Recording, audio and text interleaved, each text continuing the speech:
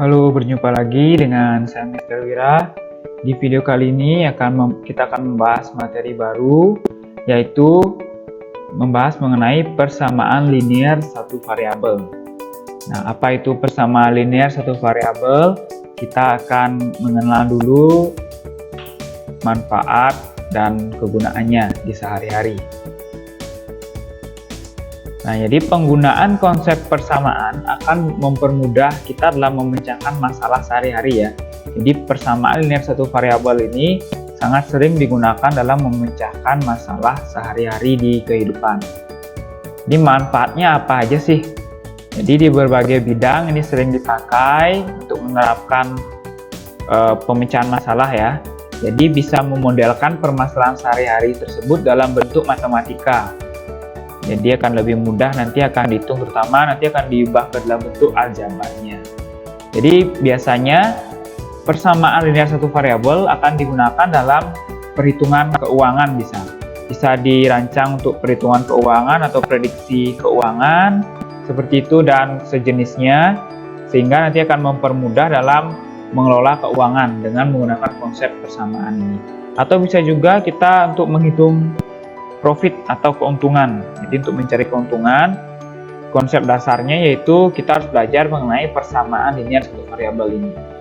Dan juga kita juga bisa memformulasikan atau mengubah rumus agar menjadi lebih efektif dan tidak terlalu banyak menghafal rumus ya. Contohnya seperti ada rumus kecepatan, itu kita bisa ubah dengan kita memahami konsep dari persamaan linear satu variabel.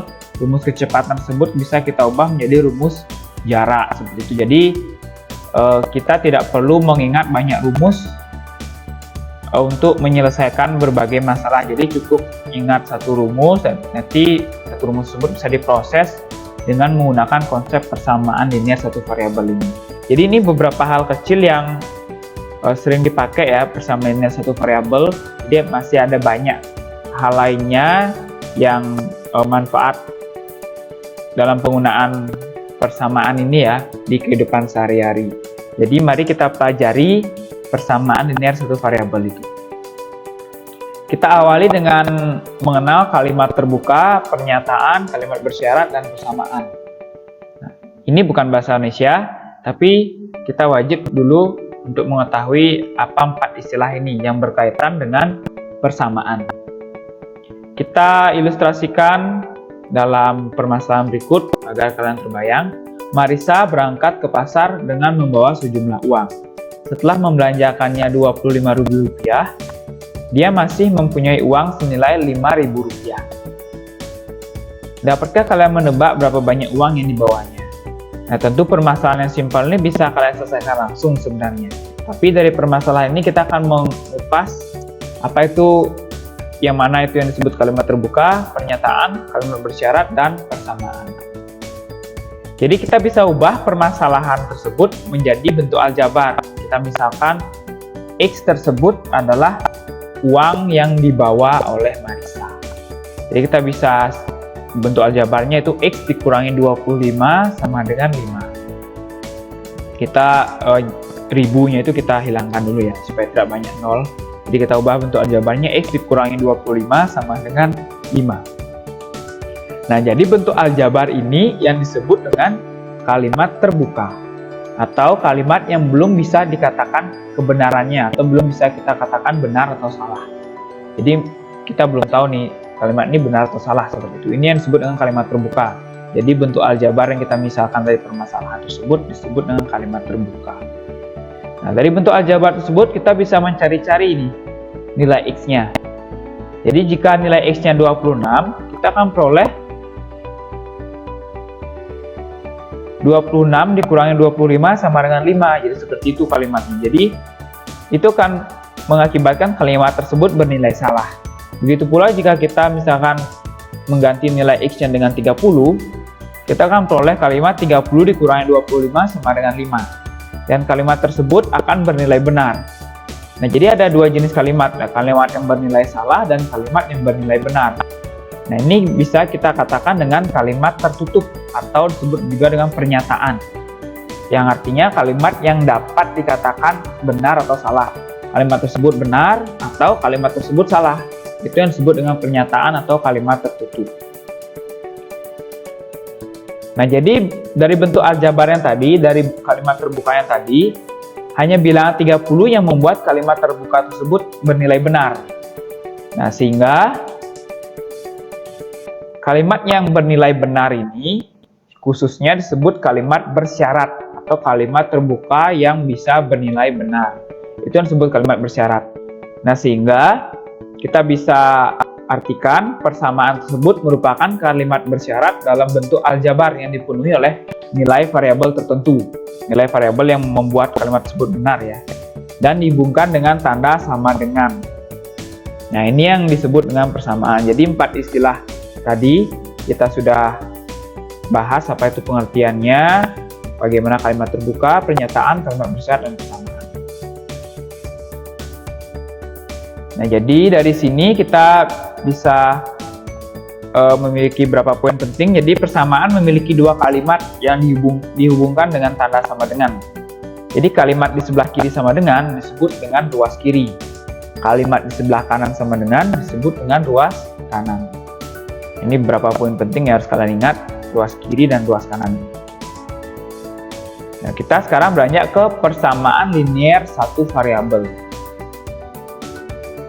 Nah, di sini ada 5 kalimat atau 5 kalimat ya.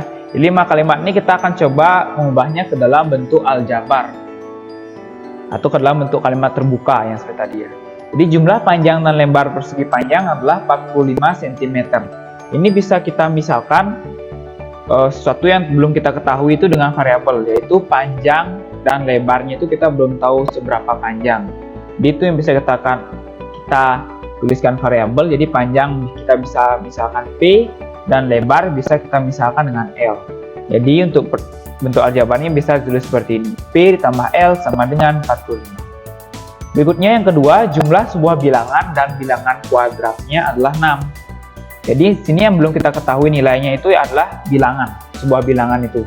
Jadi sebuah bilangan misalkan kita misalkan dengan X, sehingga kita bisa tuliskan bentuk aljabarnya X ditambah X kuadrat sama dengan 6.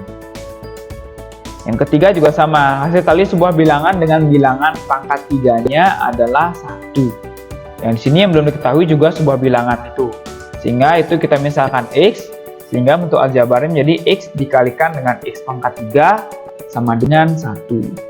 Yang keempat, 4 kali sebuah bilangan adalah 24. Ini yang belum diketahui juga sebuah bilangan, sehingga kita bisa tuliskan bentuk aljabarnya 4 kali Y. Jadi sebuah bilangan ini dimisalkan dengan Y atau 4Y jadinya sama dengan 24. Yang terakhir, 10 ditambah 2 kali sebuah bilangan adalah 60. Sebuah bilangan lagi yang kita misalkan menjadi variabel, sehingga bentuk aljabarnya akan menjadi 2Z ditambah 10 sama dengan 60. Dengan Z itu mewakili sebuah bilangan. Nah, dari kelima kalimat terbuka ini, bentuk aljabarnya, jadi ini yang disebut dengan persamaan. Ya kan, 2 kalimat yang dibatasi oleh atau dihubungkan oleh tanda sama dengan. Ada ruas kiri, misalnya kalimat yang pertama P ditambah L itu disebut ruas kiri, dan 45 tersebut disebut dengan ruas kanan. Begitu pula persamaan yang lainnya. Nah, jadi ini yang disebut dengan persamaan. Nah, sebuah persamaan tersebut dapat memiliki beberapa variabel ya, seperti contoh yang tadi. Jadi misalkan X ditambah 2Y ditambah Z sama dengan 10, ini memiliki 3 variabel. Dan pangkat tiap variabelnya itu 1. Jadi pangkat tiap variabelnya, X-nya pangkatnya 1, Y-nya pangkatnya 1, dan Z juga pangkatnya 1. Nah, untuk persamaan kedua, 2X ditambah 3Y kuadrat sama dengan 15.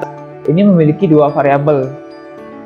Dengan pangkat tertingginya yaitu 2, yaitu berada pada variabel Y ya. Itu Y pangkat 2 ini. Pangkat tertingginya 2. Dan yang terakhir, 2X ditambah 7 sama dengan 4 ini memiliki 1 variabel. Dan pangkat tertingginya 1 juga. Nah, ini 3 contoh beberapa persamaan yang memiliki lebih dari 1 variabel ya, atau memiliki beberapa variabel. Nah, kita bisa artikan persamaan yang hanya memiliki 1 variabel dan pangkat tertingginya 1 disebut persamaan linear 1 variabel, atau biasa kita singkat dengan PLSV. agar tidak terlalu panjang ya menyebutkan istilahnya, jadi kita singkat menggunakan EPLSP seperti ini. Kita perhatikan contoh untuk menuliskan bentuk persamaan dari setiap kalimat berikut. Kita tuliskan bentuk-bentuk persamaan, misalkan dari yang A, 3 lebihnya dari sebuah bilangan adalah 19. Nah, kita misalkan bilangan itu adalah X. Tetap seperti biasa, nilai yang belum kita ketahui kita misalkan dengan variabel. Entah variabel apapun itu kita misalkan, di sini Mister misalkan dengan X. Nah, sehingga 3 lebihnya dari sebuah bilangan adalah 19. 3 lebihnya dari bilangan itu kita bisa tuliskan bentuk aljabarnya X ditambah 3. Nah, sehingga untuk yang nomor A, bentuk persamaannya akan menjadi X ditambah 3 sama dengan 19. Cukup mudah sebenarnya jika kalian cermati baik-baik mengenai kalimatnya dan ingin diubah menjadi persamaan. Berikutnya yang nomor B. 4 kurangnya dari 2 kali sebuah bilangan adalah 24. Seperti biasa, sebuah bilangan itu kita belum tahu nilainya, jadi bilangan itu kita misalkan dengan Y, variabelnya. Berikutnya 2 kali bilangan tersebut. Nah, ini tentu bentuk aljabarnya itu 2Y. Yang berikutnya, 4 kurangnya dari 2 kali bilangan tersebut. 4 kurangnya dari 2 kali bilangan tersebut. Ini bentuk aljabarnya bisa kita tulis seperti ini. 2Y dikurangi 4. Sehingga bentuk persamaannya akan menjadi 2Y dikurangi 4 sama dengan 24. Yang terakhir, 3/5 sebuah bilangan adalah 10 kurangnya dari bilangan itu. Kita misalkan lagi bilangan tersebut adalah X. Nah, kita